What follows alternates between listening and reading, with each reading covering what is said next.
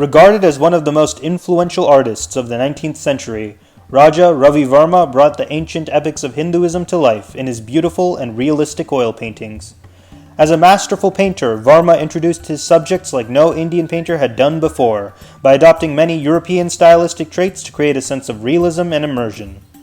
His contributions to the artistic world and unique blended style would cement him as one of India's all-time greats. Today we are going to take an in-depth look at the biography, 3 works, and legacy of Raja Ravi Varma.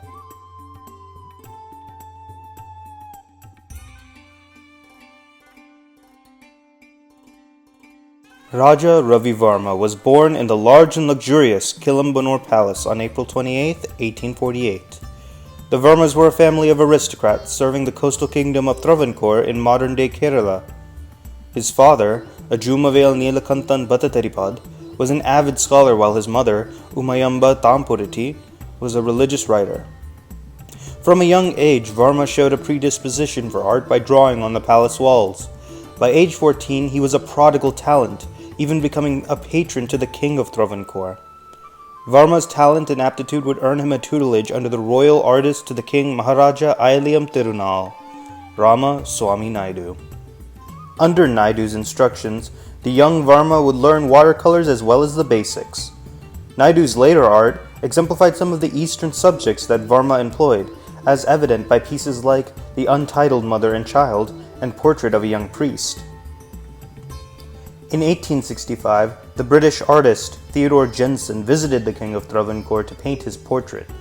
It was at this time that the aspiring Varma was introduced to the world of oil paintings. Jensen would be the one to teach him the style that would define the rest of his career. Varma wore his teacher's influence on his sleeves, following the Eastern perspective of Naidu with the stylistic tendencies of Jensen, both of which contributed to his famous and recognizable blended style that made Varma a household name.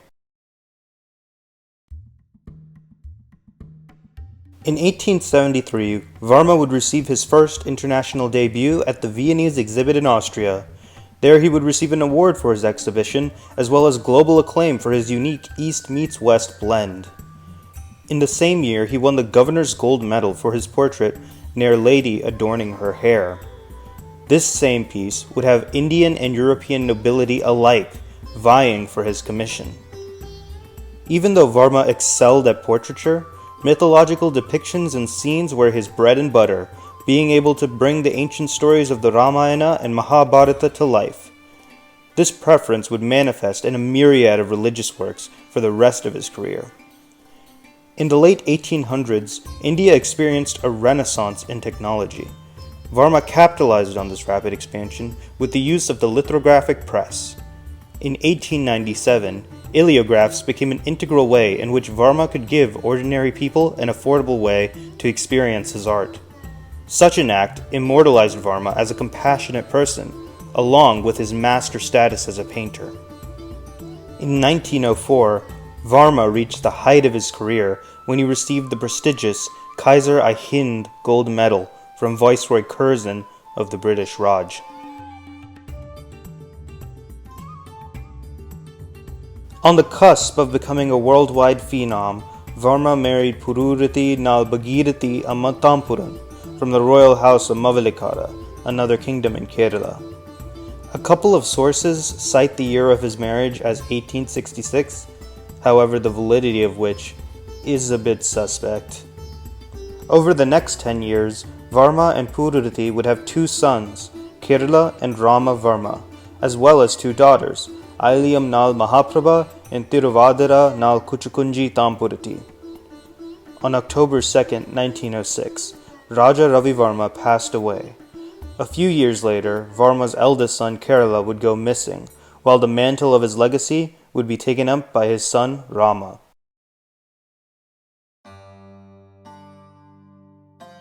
Draupadi at the court of Virata was one of the first works commissioned to Varma by Maharaja Ailyam Tirunal. Initially commissioned in 1896 for a proposed art gallery, the painting was completed in 1897 and priced around 1,650 rupees at the time. The painting details a story from the Mahabharata, arguably the second most famous Hindu epic. According to lore, the Pandavas, on the final year of their 13 years in exile, sought refuge in the kingdom of Matsya, ruled by King Virata. While serving as a maid in the palace, Draupadi, the wife of the Pandavas, is noticed by Kichika, the brother-in-law of Virata. In his lust, Kichika continuously vies for Draupadi. The painting depicts a scene of Draupadi, who is lying on the floor of the throne room, imploring Virata to stop Kichika from harassing her. Before being displayed in the gallery, the piece regrettably suffered significant damage as a result of a ladder leaning on it. Consequently, the piece underwent a restoration by a different artist. Some of the nuances of the piece illustrate Varma's current skill level when commissioned. Scholars cite Varma's body proportions on Virata, the king on the throne, and his queen Sudeshana, the woman in blue standing next to him, as not accurate. These perceived flaws would be changed in the restoration process. While seemingly not initially accurate, the restorator painter's choice of correcting the proportions seems to detract more from Varma's work rather than improving on it.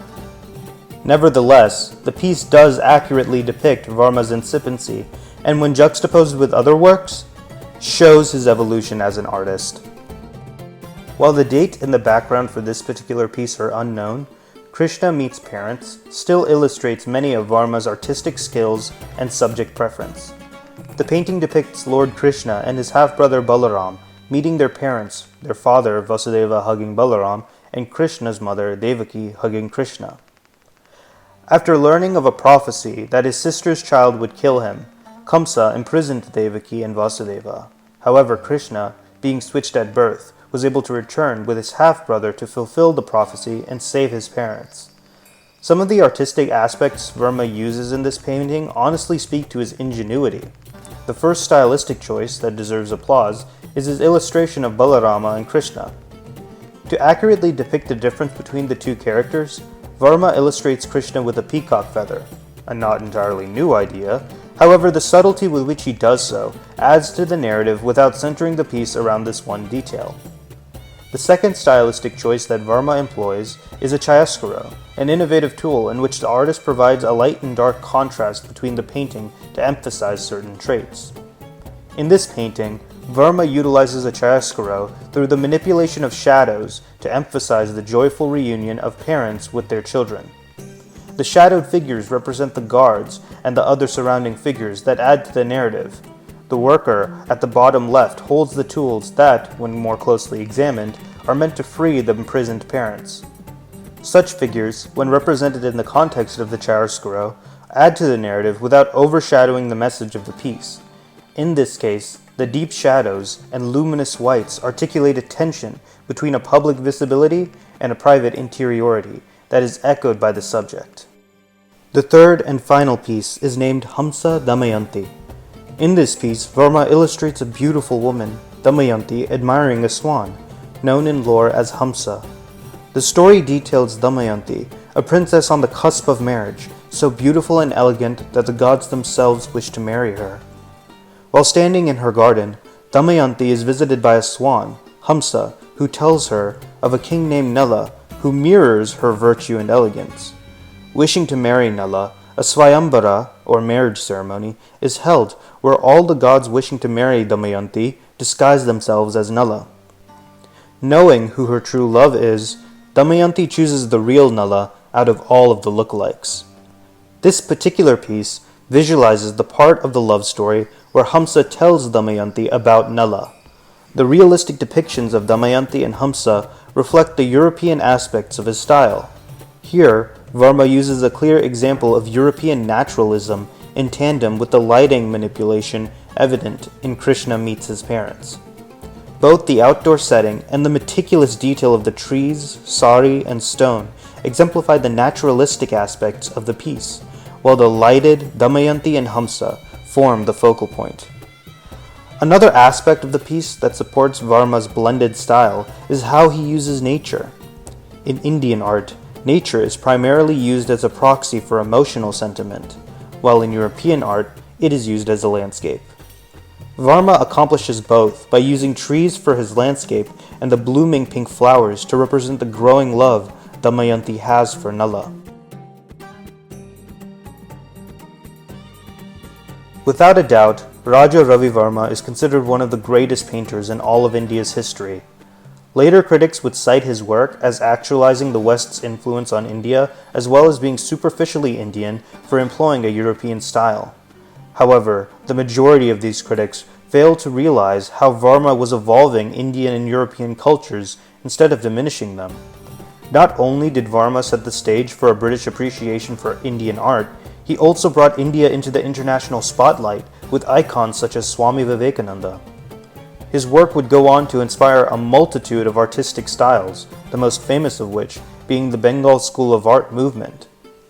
In summation, Raja Ravi Varma's blended style and influence cemented him as one of India's most celebrated painters and one of the world's greatest artists.